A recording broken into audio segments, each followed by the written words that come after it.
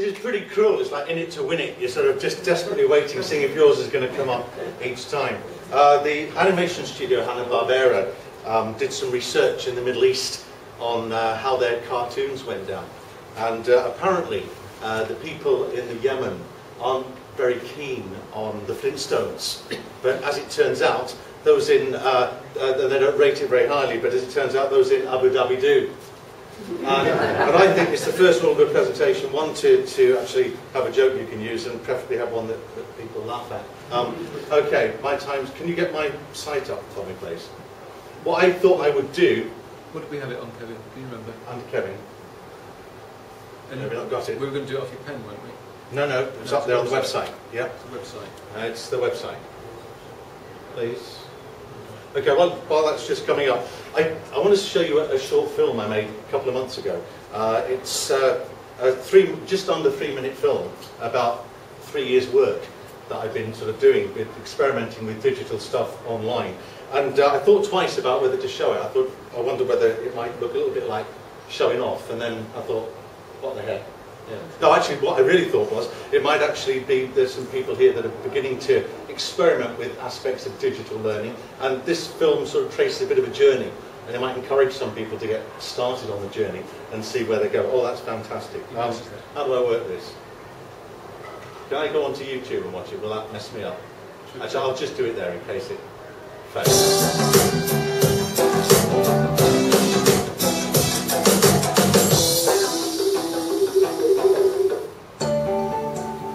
My journey into online learning began in earnest in February 2008 with the creation of the first iDays website, offering a digital teaching platform. iDays in 2 schools offered teaching podcasts and videos and suggested routes for students to pursue their own learning paths. Podcasts soon became available on iTunes for students to download for personal study and revision. Video tutorials became available via YouTube.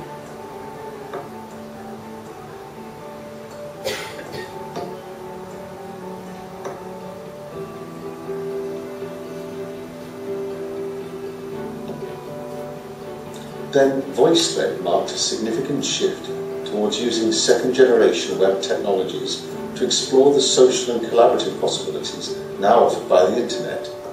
Students shared and learned online, interviewed living writers, and dead ones.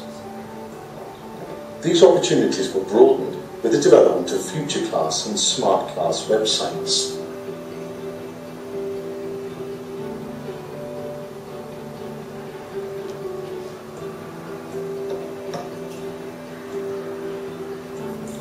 Ideas were gleaned from and shared on Twitter. I discovered Edmodo and helped to embed it in my school.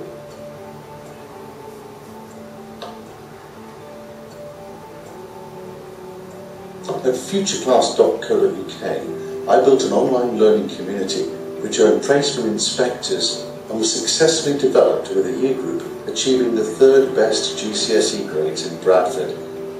Here we sought to design the learner experience and offer opportunities for independent learning, blogging, online collaboration, peer evaluation and support, online assessment, and to encourage students to construct their own learning pathways and share expertise.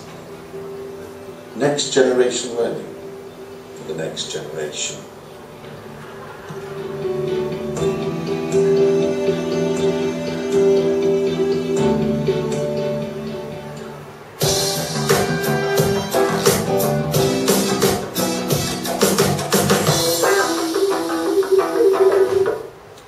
About 2 minutes left. What I should point out is that I'm an English teacher, have been since 1978.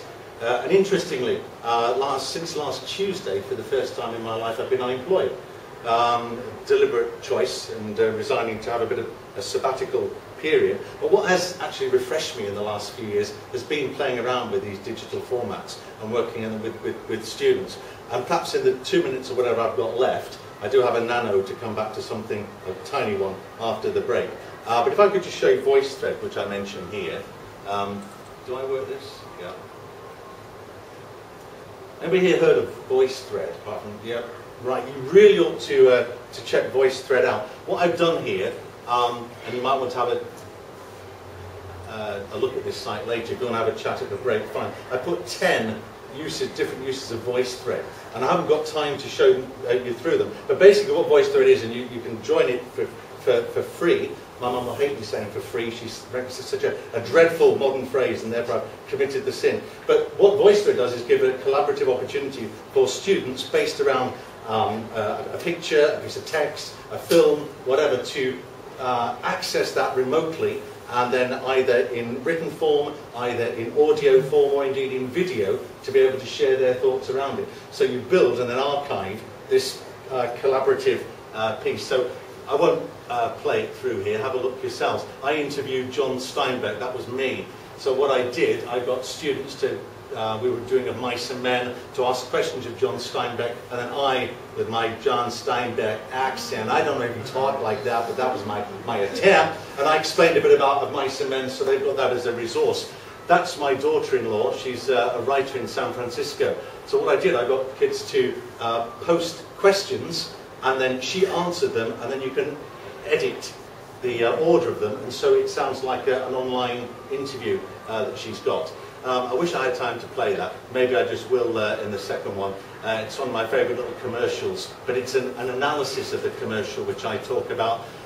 Again, this was actually a year 3 or 4 lads who designed a bike, and we have him explaining the bike on here, and other students in the class saying what they liked about his design. Back to Mice and Men, I analyse a little piece of this text and invite students to take other little pieces of the text and really do some close analysis, which is something that's really key for success at GCSE.